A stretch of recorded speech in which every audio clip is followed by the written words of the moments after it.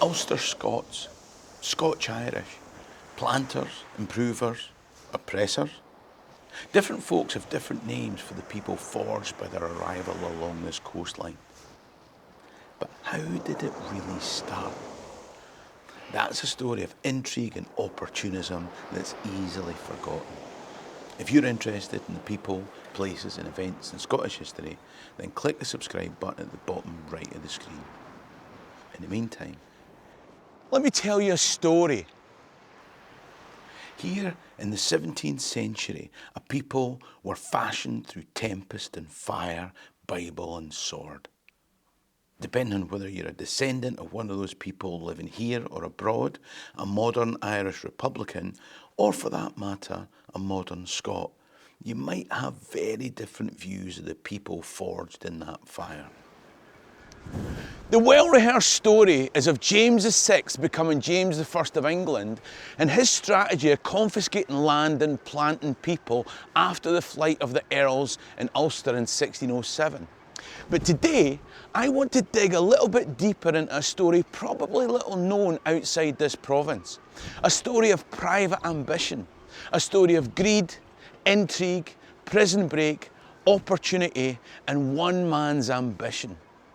I found the details in a book, The Scottish Migration to Ulster by Percival Maxwell. I'll leave a link in the description. 2 months after being crowned King of England, James I, as he was to them, granted lands in Ulster to the Scotsman Sir Randall MacDonald. But that was really only rubber stamping a reality on the ground created during the reign of Elizabeth. But this official grant said that MacDonald had to break the land into manors and put a strong house on each. Now, given that England's 9-year war against indigenous Irish had only ended 6 days after Elizabeth's death, strong houses probably weren't a bad idea, depending on whose side you were on. Don't make that mistake over here. Anyway, our story really starts here with another Scot. He was an Ayrshire laird called Hugh Montgomery, or Wee Shug to his pals. He was an ex-military man and a crafty lad. His brother had emigrated to England in 1584, and he'd been in Elizabeth's good graces during her lifetime. Wee Shug's southern brother would send information back north to Shug, who'd send it on to James VI, and before long, Shuggy Montgomery had earned his Brownie badge for spying. What's more, when James made his way down to London to try his buttocks in the big seat, who was one of the Scottish gentlemen that went with but Wee Shug fae Ayrshire? He took the opportunity to catch up with his ever-alert brother, and they decided between them that now that the 9-year war was over and a Scottish king was on the English throne, Ireland was the place of opportunity.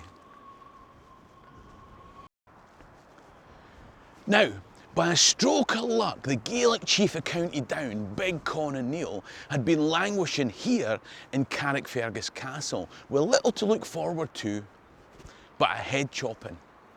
England's Lord Deputy of Ireland had locked Big Con up for rebellion against Elizabeth, although Con himself described it as a fight in the pub. Don't you just love the Irish?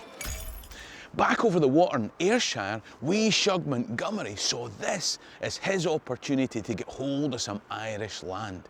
He would help Big Con escape in return for half his estate. So, depending on who you believe, Wee Shug engineered Big Con O'Neill's escape by arranging to bribe the jailer and seduce the jailer's daughter. Now, why you'd need to seduce the daughter when you've already bribed the jailer, I haven't quite worked out. So maybe it was Big Con's wife who smuggled rope into his cell inside a piece of meat. And then she seduced the jailer's daughter. Either way, Big Con escaped and hid in the steeple of Bangor's church for a few days before Wee Shuggy had him ferried the short distance to Ayrshire coast and confirmed the deal.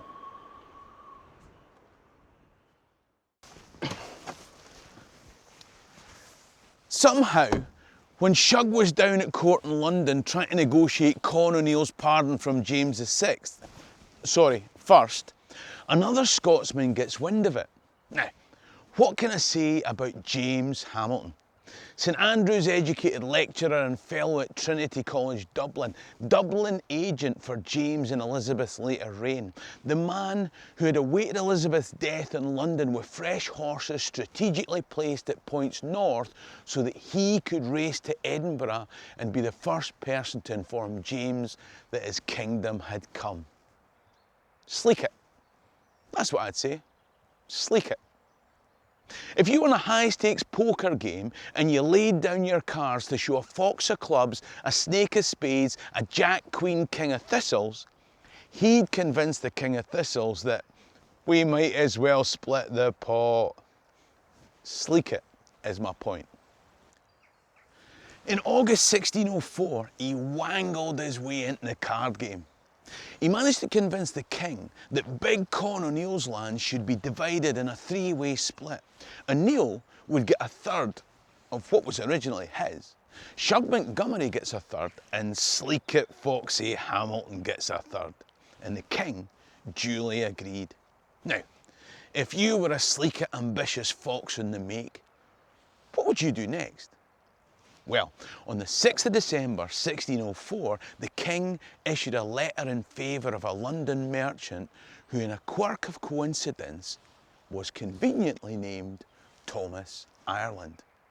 In return for a payment of £1,678 6 shillings and 8 pence, Thomas Ireland was to be given enough Irish land for an annual income of £100. How much land is that?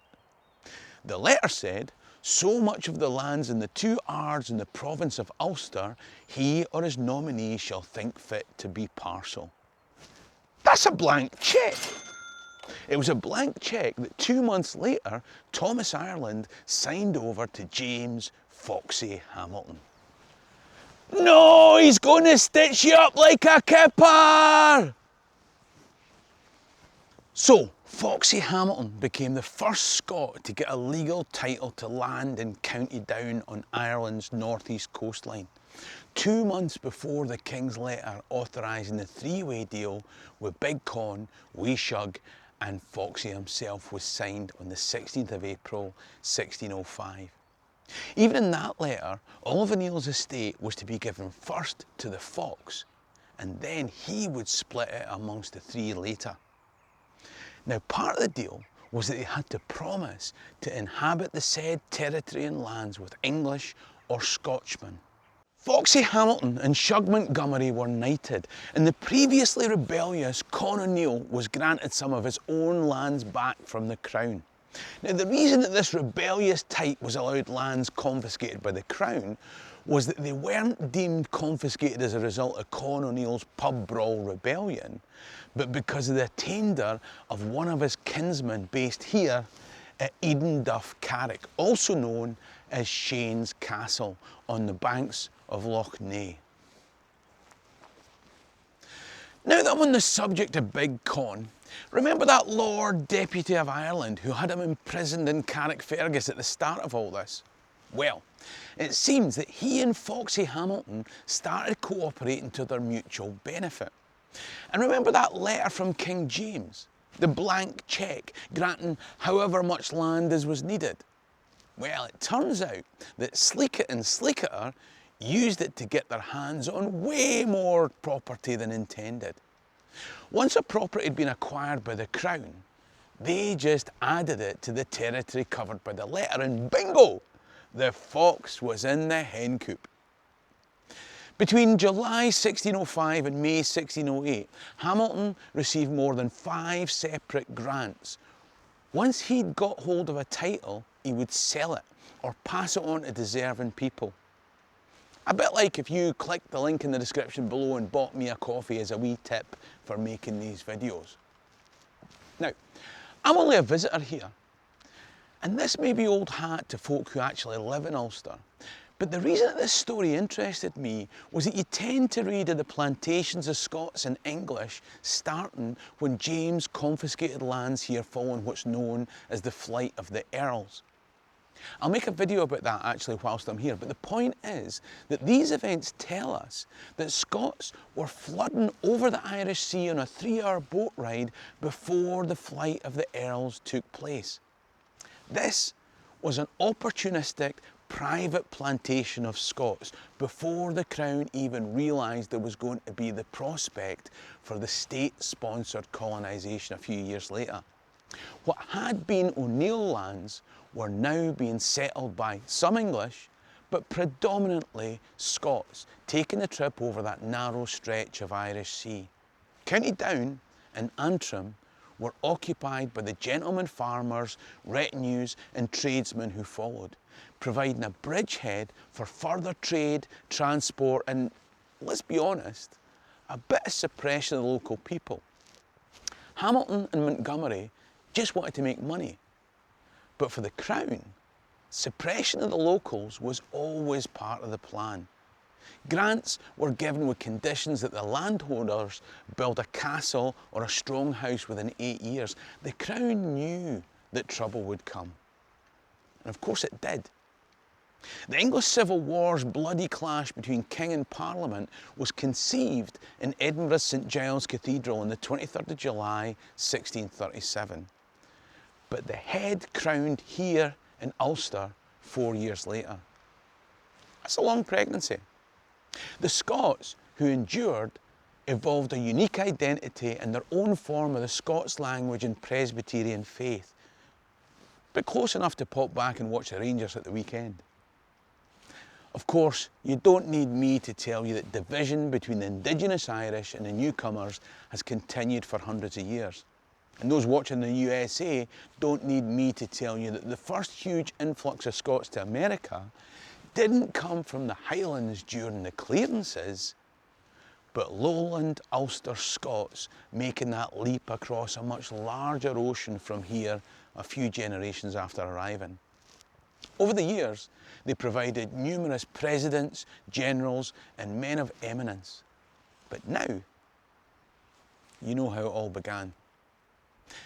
If you want to understand more about James VI and his relationship with the Gael, there's another video coming up on screen now. In the meantime, Hammy and Dawkins can be a llama alive.